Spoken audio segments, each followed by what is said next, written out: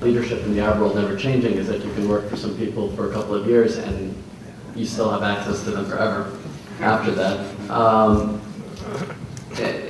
And Alan, I guess your question is on point in that the Ramallah-based Palestinian leadership has become part of the Arab state system that I was describing without a state.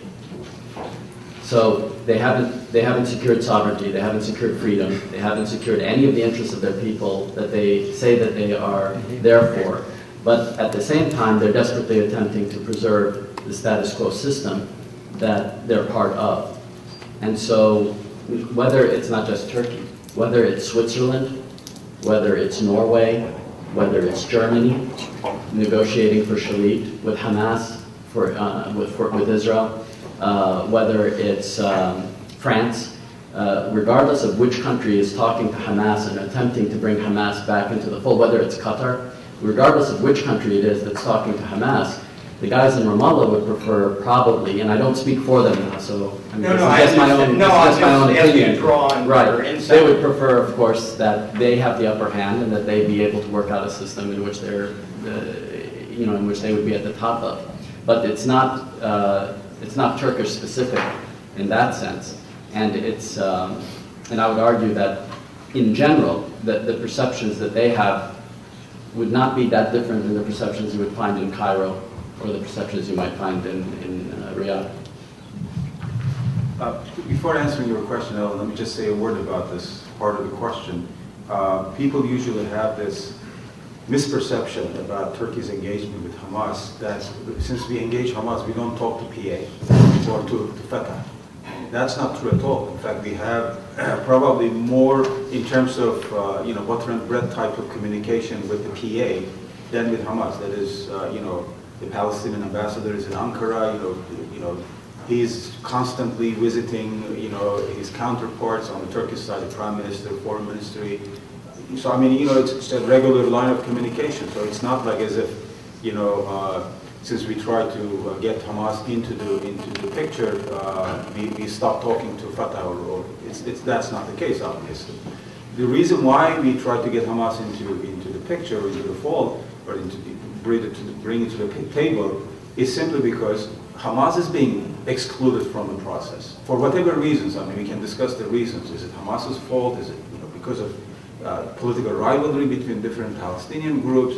What's Israel's role here, and so on and so forth? Besides the point, you're leaving out an important player, in the Palestinian equation. The simple question is, can you achieve peace without Hamas in Palestine? If there was a way of doing this, with completely leaving Hamas out, I would like to see it, but I think it's a simple, basic fact that that's not the case. But I mean, what I want to say is that just in terms of like concrete relations, President Abbas visits Turkey at least a couple of times a year. It's not like, as I said, Turkey doesn't talk to Fatah. No, not at all. There's this constant communication with them and on numerous specific issues related to Gaza, related to Shalit, related to many other issues. There's constant dialogue going on. Regarding Ottoman history, I think there is a sense of reconciling with Ottoman history. You see this reflected in many different forms. There is a rising interest, for example, in popular history. One of the things you probably notice when you go to Turkey, one popular history book after another, is published. Most of them are not really credible scholarly work, but I mean, it shows the extent to which Turkish people have become so much interested in historical narratives, trying to understand whether it's about Kemal Atatürk or Sultan Abdul Hamid, whether it's about Palestine or Ismet Inoni. It doesn't matter, but there is that interest now, very intense interest, in trying to understand history in a different light. And Ottoman history is part of that new interest also. And I think that's a good thing, because the more we study that history and the transition into the modern period, I think that the more we realize that, in fact, some of the issues that we have domestically in Turkey, especially People who cover Iraq, you know, this was not the part of the story that they had really come to listen to. But it was such a major part of their presentation, it was such a major part of every answer they gave, that it became part of the story. And I think all of the other things that Turkey is doing around the world, I mean, I think they're sort of drowned out by Turkey's support for peace between Israel and Palestine, which is viewed as a bad thing among certain circles in Washington. And so, rather than hide that part, because I think Turkey is absolutely right in that part, I think just giving more voice to all the other successes, to all the other issues that Turkey is involved in would... So there was one very nice example which showed not only that element of the difficulties with investment. Last year, Prime Minister Erdogan has been to Sarajevo and he made a lecture. And I think Professor Ibrahim Kalın, he has been there also. I was very positively surprised. He made a speech in which, contrary to all these stories about Neo-Ottomanism, imperialism, ideology, Islamism, and so, he did not use the word Islam or Muslims in his 1 hour and a half speech. But he was talking mostly about interest to have friendship relations, stability, security, and economical cooperation. But he made the analysis of the difficulties of the Turkish business to come there better than anybody I have heard in Bosnia. He said there are two main reasons. It is security and bureaucracy. You see, so that's why those 120, 150 businessmen, they are always coming with Turkish delegations over Balkans. You see, as Ottomans, they were coming with weapons. But there are not serious investment in any of the, there are many of talks and many plans, many agreements. The name itself suggests it's a defense system. It's not directed at any particular country. What we have done at the NATO was to make sure that this defense system and the larger context in which it was proposed, that is NATO's new security concept, does not target any specific country. And that has been achieved. And that has been taken quite well in the region by the countries that you mentioned, but also by other countries that were potentially mentioned as a possible target for the defense system. So that's why you don't hear any criticism from those countries, and I think they also appreciate Turkey's work. At the end of the day, I think we've come at a good understanding with our American allies and the Europeans also. That perspective is appreciated.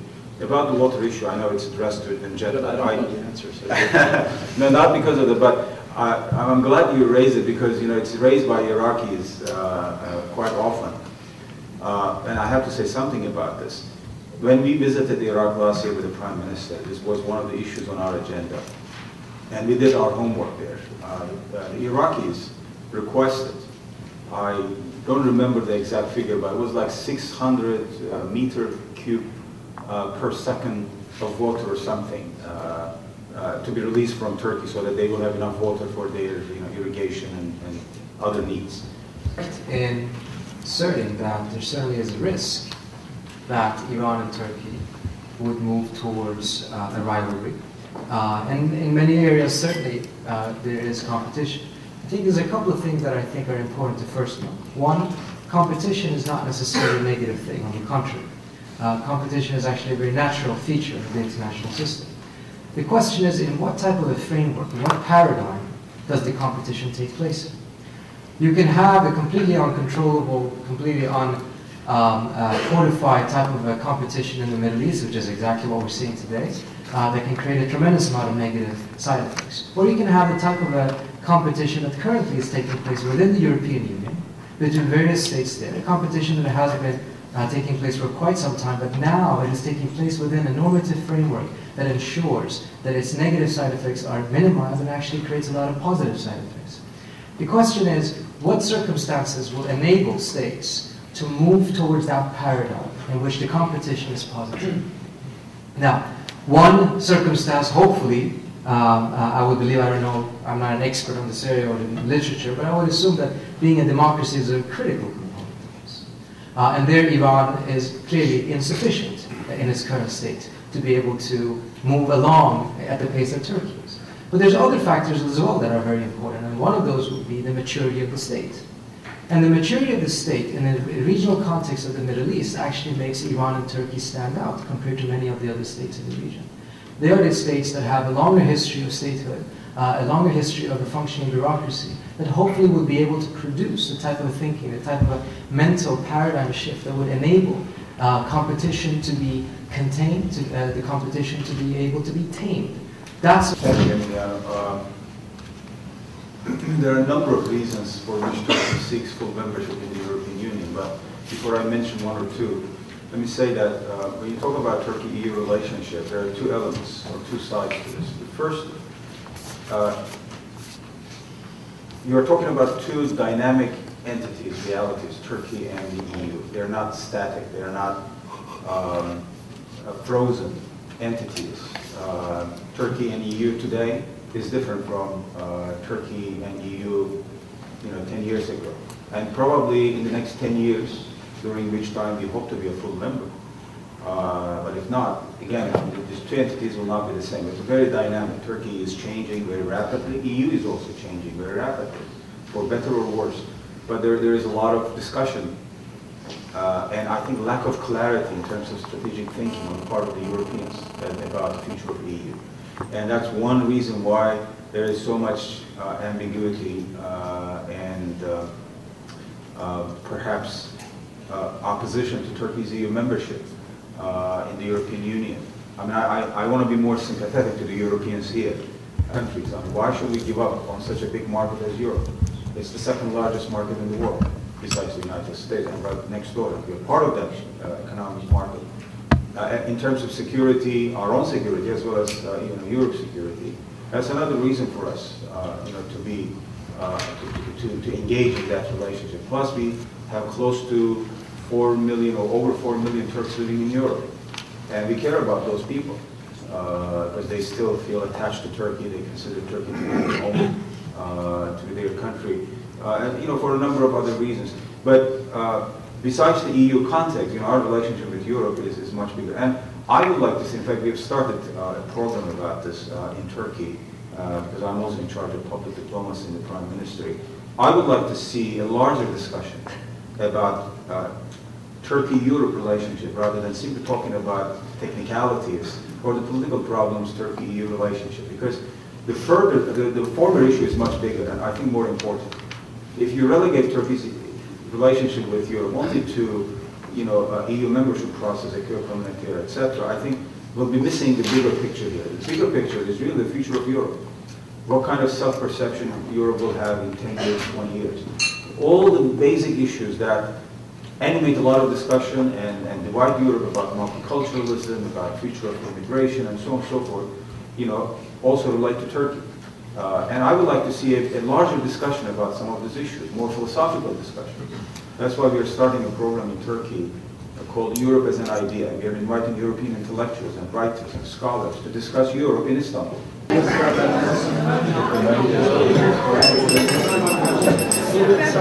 Okay.